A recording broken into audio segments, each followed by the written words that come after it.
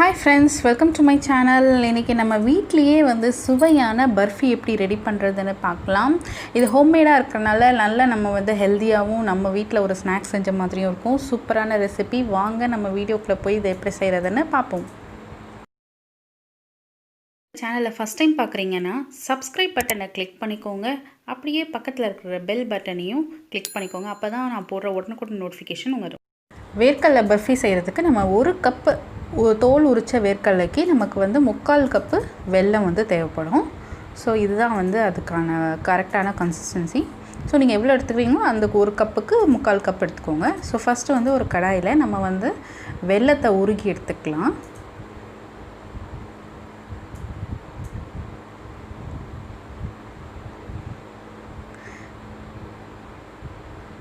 நல்லா கொஞ்சம் சிம்லேயே வச்சுட்டு லைட்டாக வந்து அதை கிண்டி விட்டுட்டே இருங்க. அது லைட்டாக வந்து கரையும்.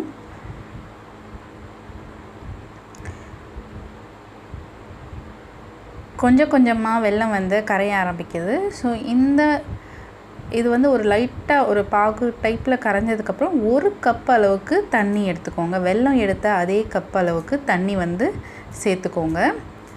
சேர்த்துட்டு அதை வந்து நல்லா இன்னும் அந்த கட்டிகள் சுத்தமாக இல்லாமல் தண்ணி மாதிரி கரையணும். ஸோ அந்த மாதிரி கொண்டு வாங்க. இந்த ஸ்டேஜில் வந்து நீங்கள் 2 ஏலக்காவை வந்து தட்டி போட்டுக்கிட்டிங்கன்னா நல்ல மணமாக இருக்கும். அது கரைய நமக்கு அந்த ஏலக்காவோட மணமும் போய் சேரும். ஸோ அதை வந்து நல்லா தட்டி போட்டுக்கோங்க. போட்டுட்டு நல்லா அந்த கட்டிகள் இல்லாமல் கிண்டி விட்டுட்டே இருங்க. சிம்லேயே வச்சு பண்ணுங்கள். அப்போ தான் நமக்கு வந்து எதுவுமே கருகாமல் போகும். இப்போ ஓரளவுக்கு நல்லா வந்துட்டு கரைஞ்சிருக்கு பாருங்கள். நல்லா வந்து கட்டிகள்லாம் கரைஞ்சி நல்லா தண்ணியாக ஆயிடுச்சு நமக்கு. ஸோ இந்த தண்ணியை அப்படியே யூஸ் பண்ணக்கூடாது, நம்ம வந்து வடிகட்டணும். ஏன்னா நிறைய மண் தூசிலாம் இருக்கும். ஸோ அதனால இதை வந்து நம்ம வேறு ஒரு பாத்திரத்தில் ட்ரான்ஸ்ஃபர் பண்ணி வடிகட்டிடுறோம். இப்போ வடிகட்டிட்டு மறுபடியும் வந்து இதை நல்லா வந்து பாகு கன்சிஸ்டன்சிக்கு நல்லா வந்து காய்க்கணும். இது வந்து நல்ல ஒரு திக் கன்சிஸ்டன்சிக்கு வரணும். ஸோ அந்தளவுக்கு நம்ம வந்து காய்ச்சி எடுத்துக்கணும். நம்ம வந்து வடிகட்டும் போது ஏலக்காய் வந்து வடிகட்டியில் வந்திருக்கும். நீங்கள் அதை வந்து இதோட நான் சேர்த்துக்க போகிறேன். அப்போ தான் வந்து அதோட ஃபுல் ஃப்ளேவரும் நல்லாயிருக்கும். ஸோ அதனால் அதை மட்டும் வடிகட்டியிலேருந்து எடுத்து நான் இதோட வந்து சேர்த்து தான் வந்து இதை வந்து மிக்ஸ் பண்ண போகிறேன். இப்போது ஓரளவுக்கு கொதி வந்திருக்கு. கொதி வந்தவுடனே பார்த்திங்கன்னா உங்களுக்கு நல்லா வந்து தண்ணியாக கரைஞ்சிருச்சு. இப்போ பார்த்திங்கன்னா ஒரு 10 நிமிஷம் கழித்து நமக்கு வந்து நல்ல ஒரு திக் கன்சிஸ்டன்சி வந்திருக்கு. இப்போ தான் லைட்டாக வந்து திக்காகிட்டே இருக்குது. அந்த நுரெல்லாம் கொஞ்சம் கொஞ்சமாக அடங்கி நமக்கு வந்து திக் கன்சிஸ்டன்சி வர ஆரம்பிக்குது. ஸோ இப்போ நம்ம வந்து அதை பார்த்தோன்னா கூட அந்தளவுக்கு வரல, இன்னும் கொஞ்சம் வந்து நம்ம வரணும். ஸோ இதோட பதம் கண்டுபிடிக்கிறதுக்கு நம்ம என்ன செய்யணும்னா கொஞ்சமாக ஸ்பூனில் எடுத்துகிட்டு அதை வந்து ஒரு கப்பில் தண்ணி வச்சு நீங்கள் அதை ஊற்றிட்டிங்கன்னா இப்போ பார்த்திங்கன்னா அது உள்ளே வந்து கட்டியாக போயிட்டு ஸ்டோர் ஆகிடும். அதுதான் வந்து கரெக்டான கன்சிஸ்டன்சியாக இருக்கும் நமக்கு. ஸோ இதில் பார்த்திங்கன்னா இப்போ நான் கை வச்சு எடுத்து காமிக்கிறேன். உங்களுக்கு வந்து அது எப்படி இருக்குதுன்னு தெரியும். எந்த அளவுக்கு ஒரு கம்பி பதம்னு பாருங்கள். நல்லா திக்கான கம்பி பதத்தில் நம்ம வந்து ரெடி ஆகிடுச்சு பாகு. இப்போ வந்து நம்ம அதே சூட்லேயே வந்துட்டு கடலையும் போட்டுடலாம். வேர்க்கடலையை போட்டுட்டு நம்ம வந்து நல்லா ஒரு வாட்டி மிக்ஸ் பண்ணோம். அந்த பாகுவோட நல்லா வந்து இது மிக்ஸ் ஆகணும். அது வரைக்கும் நல்லா வந்து கிளறி விட்டுட்டே இருங்க. ஒரு 5 மினிட்ஸ் சிம்லேயே வந்துட்டு இதை நல்லா சூடாக கிளறும் போது நமக்கு வந்து அதோட நல்லா பிளெண்ட் ஆகும்.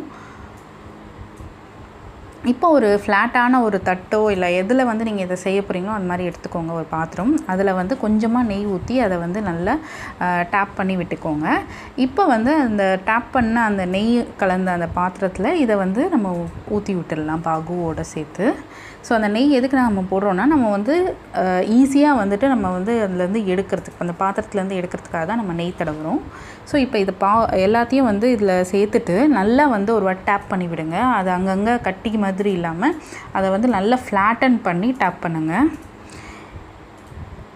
அதுக்கப்புறம் நம்ம அதை தனியாக இங்கே ஒரு டேபிளில் கொண்டு வந்துட்டு அது மேலே நல்ல ஒரு ப்ரெஸ்ஸிங் கொடுக்கணும். ஸோ இது வந்து சூட்டோட சூட்டாக கொடுக்கும்போது நமக்கு வந்து அந்த கடலைலாம் நல்லா வந்து உள்ளே வரைக்கும் இறங்கும். இல்லாட்டி மேலே வந்து அதிகமாக கடலை மாதிரி இருக்கும். ஸோ கீழே வந்து பாகு தனியாக ஆகிடும். ஸோ அதனால் நல்ல ஒரு ப்ரெஸ்ஸிங் கொடுங்க. கொடுத்துட்டு ஒரு 5 to 10 மினிட்ஸ் வந்து விட்டிங்கன்னா அது லைட்டாக சூடாகணும். ரொம்ப சூடாக இருக்கக்கூடாது. லைட்டாக அந்த சூட்லேயே வந்துட்டு நீங்கள் வந்து இந்த கட்டிங் வந்து பண்ணிடணும். ஸோ வந்து நான் ஹாரிசாண்டல் அண்ட் வெர்டிக்கல் கட்டிங் வந்து நான் அந்த சூட்டோடையே வந்து செஞ்சிடணும். அப்போ தான் நமக்கு வந்துட்டு சூடெலாம் நல்லா ஆறுனதுக்கப்புறம் நமக்கு ஈஸியாக வந்து அது பேந்து வரும். இல்லாட்டி வந்து நம்ம கட்டிங் பண்ணுறது ரொம்ப கஷ்டமாக இருக்கும் அதுக்கப்புறம். ஸோ எல்லாமே நல்லா சூடானதுக்கப்புறம் நான் கட்டிங் பண்ணி எடுத்திருக்கேன்.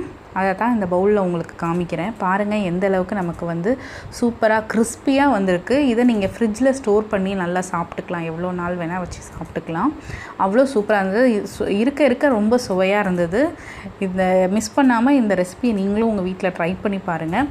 ட்ரை பண்ணி பார்த்துட்டு உங்களோட ஃபீட்பேக் அண்ட் கமெண்ட்டை வந்து மறக்காமல் நம்ம கமெண்ட் பாக்ஸில் போடுங்க. தேங்க்ஸ் ஃபார் வாட்சிங்.